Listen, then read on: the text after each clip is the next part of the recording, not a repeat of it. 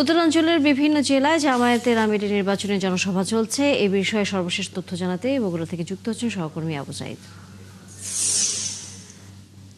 সাইদ, বগুড়ায় জনসভায় সর্বশেষ কি খবর রয়েছে আপনার কাছে? জামায়াতের আমির সেখানে কখন এসে পৌঁছবেন? ধন্যবাদ। বগুড়ার ঐতিহাসিক আলতাপনেসা খেলার মাঠে আমরা এখন আছি। এই মাঠের জনসভার কার্যক্রম সকাল 9:30 থেকে শুরু হয়েছে। ইতোমধ্যে বগুড়া এবং কেন্দ্রীয় নেতৃবৃন্দ এখানে বক্তব্য দিচ্ছেন এবং জামাতের আমির উত্তরবঙ্গের সফরের গতকাল শুরু করার পরে আজকে গাইবান্ধার পলাশবাড়ি শেষ করেছেন। এখন বগুড়ার শিবগঞ্জের মোকামতলা এলাকায় উনি বক্তব্য রাখছেন। আর কিছুক্ষণের মধ্যেই তিনি বগুড়ার এই জনসভার স্থলে এসে পৌঁছবেন বলে দলীয় সূত্রে জানা গেছে।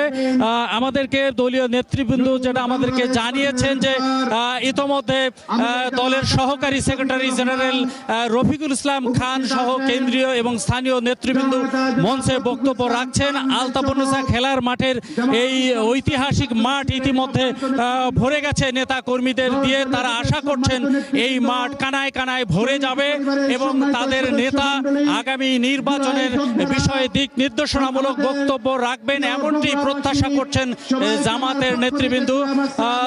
তারা আশা করছেন যে হয়তো আর 1 ঘন্টার মধ্যে এই সমাবেশের স্থলে জামাতের আমির বুঝবেন, এমনটি কথা কিন্তু আমাদেরকে জানিয়েছেন।